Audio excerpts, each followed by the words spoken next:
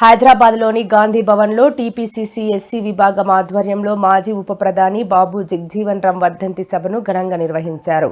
కాంగ్రెస్ నాయకులు ఆయన చిత్రపటానికి పూలమాలలు వేసి నివాళులు అర్పించారు. అణగారిన వర్గాల అభ్యున్నతి కోసం ఆయన చేసిన సేవలను కొనియాడారు. హెచ్ఆర్ మోహన్, నరేన్, రాజా, విజయ్ కుమార్తో పాటు పలువురు ముఖ్య నాయకులు పాల్గొని బాబూజీ ఆశయాల సాధన కోసం కృషి చేస్తామని ప్రతిజ్ఞ చేశారు.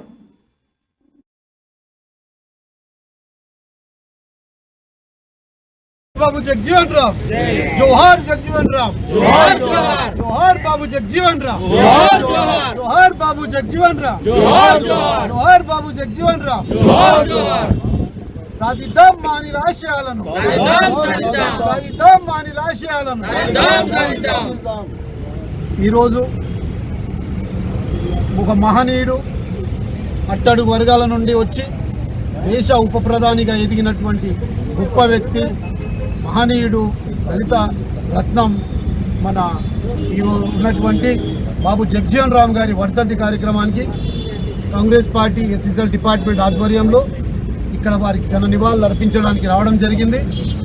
ఈరోజు నిజంగా కూడా ఈరోజు బాబు జగ్జీవన్ రామ్ గారు స్వాతంత్ర సమరయోధుడు, ఉద్యమకారుడు, అట్లాగే దళితోద్యమకారుడు. ఈరోజు దేశ ఉప ప్రధాని స్థాయి వరకు ఎదిగి దళిత జాతి ఆనిముత్యం ఎదిగినటువంటి బాబు జగ్జీవన్ రామ్ గారికి నిజంగా కూడా దళిత జాతి తరపు నుండి, దేశం తరపు నుండి వారికి హృదయపూర్వక నమస్సుమాంజలు తెలియజేస్తున్నాం. మరి ముఖ్యంగా వారు దేశ క్లిష్ట పరిస్థితుల్లో ఉన్నప్పుడు, ఇంతకుముందు పెద్దలు అన్నట్టుగా స్వాతంత్రం వచ్చినాక మన దేశ పరిస్థితి గడ్డు పరిస్థితి ఉన్న కాలంలో గోధుమలు విదేశాల నుండి మనం ఇంపోర్ట్ చేసుకున్న సిచ్యువేషన్లో, విదేశాల నుండి మనం దిగుమతి చేసిన పరిస్థితుల్లో మన దేశ ఆ రోజు ఉన్నటువంటి వ్యవసాయ శాఖ మంత్రిగా బాబు జగ్జీవన్ రామ్ గారు తీసుకున్నటువంటి ప్రతిష్టాత్మకంగా ఒక చారిత్రాత్మకమైన నిర్ణయం ఏదైతే గ్రీన్ రెవల్యూషన్, ఏదైతే హరిత విప్లవం వల్ల ఈరోజు భారతదేశమే విదేశాలకు గోధుమలు ఎగుమతి చేసే స్థాయికి రావడానికి ప్రతిష్టాత్మకంగా తీసుకున్నటువంటి ఒక గొప్ప నేత ఎవరు ఉన్నారంటే బాబు జగ్జీవన్ రామ్ వల్లనే ఈ దేశం నుండి ఈరోజు గోధుమలు లేని పరిస్థితులు, ఉపవాసం ఉన్న దేశాన్ని ఈరోజు మన దేశమే విదేశాలకు తిండి పెట్టే పరిస్థితి తీసుకెళ్ళినందుకు దానికి ప్రధాన భూమిక పోషించినటువంటి, ప్రధాన పాత్ర పోషించినటువంటి బాబు జగ్జీవన్ రామ్ గారిని ఈ సందర్భంగా తెలియజేస్తూ, అట్లాగే ఈరోజు భారతదేశంలో ఎన్నో సంఘటనలు జరుగుతున్నాయి. మీకు అన్నీ తెలుసు. పక్కకున్నట్టు నేబర్ కంట్రీ పాకిస్తాన్ విషయంలో చిన్న ఒక ఉగ్రవాదిని పట్టలేని పరిస్థితిలో, కానీ ఆ రోజుల్లో బాబు జగ్జీవన్ రామ్ గారు రక్షణ శాఖ మంత్రిగా ఉండి పాకిస్తాన్లో 2 తుకుడలు చేసినటువంటి ఘన చరిత్ర ఆ రోజు ఉన్నటువంటి మన బాబు జగ్జీవన్ రామ్ వల్లనే జరిగిందని ఈ సందర్భంగా తెలియజేస్తూ, అలాంటి మహనీయుడు మన కమ్యూనిటీలో పుట్టడం, అలాంటి మహనీయుడు దేశ ఉపప్రధాని కావడం నిజంగా మనందరికీ గర్వకారణంగా చెప్తూ వారిని ఘనంగా కాంగ్రెస్ పార్టీ ఎస్సీసీఎల్ డిపార్ట్మెంట్ నుండి మన నివాళులు అర్పిస్తున్నాము. మరొకసారి వారికి హృదయపూర్వక జోహార్లు తెలియజేస్తున్నాం. బాబు జగ్జీవన్ రామ్ జోహార్ జోహార్, బాబు జగ్జీవన్ రామ్ జోహార్ జోహార్, బాబు జగ్జీవన్ రామ్ జోహార్ జోహార్. బాబు జగ్జీవన్ రామ్ జయంతి వర్ధంతి సందర్భంగా ఈరోజు ఇక్కడ బషీర్బాగ్లో మన దళిత సోదరులందరూ కూడా కూడుకొని ఆయన ఘనమైన నివాళులు అర్పించడం జరిగింది ఎస్సీ డిపార్ట్మెంట్ తరఫు నుంచి. అదేవిధంగా పెద్దలు గౌరవనీయులు దయానందన గారు మా పక్షాన ఇక్కడ నిలబడడం కూడా మాకు చాలా సంతోషం. కాబట్టి బాబు జగ్జీవన్ రామ్ గురించి మోహన్ గారు చెప్పినట్టు ఎంతో చరిత్ర ఉంది. అన్నిటికన్నా ముఖ్య విషయము ఈ కాన్స్టిట్యూషన్, రాష్ట్ర కాన్స్టిట్యూషన్లో ఒక మెంబర్గా కూడా ఆయన ఉన్నాడు. ఆ విషయాన్ని కూడా మనం మర్చిపోవద్దని సవనీయంగా కోరుతా ఉన్నాను. కాబట్టి దేశానికి ఎంతో సేవ చేసిండు. దేశంలో ఇలా ఇండస్ట్రియల్ కానీ ఇలా పరిశ్రమలు కానీ రావడానికి కూడా అత్యంత కీలకంగా పనిచేసిండు. రైల్వే శాఖను కూడా గొప్పగా తీర్చిదిద్దిన వ్యక్తి బాబు జగ్జీవన్ రామ్ గారిని సందర్భంగా తెలియజేస్తూ, దళితులకు రాబోయే భవిష్యత్ బాట కాంగ్రెస్తోనే సాధ్యమని, కాంగ్రెస్తోనే మన దళితుల జీవితాలు బాగుపడతాయని మరి ఆ రోజు చెప్పిన కాంచీరామ్ గారి యొక్క మరి అడుగుజాల్లో మనం అడుగుతాం.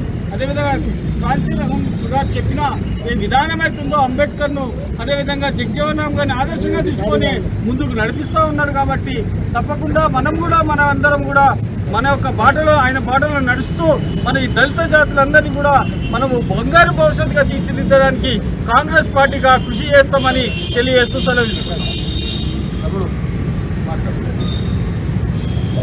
మాట్లాడుతున్నా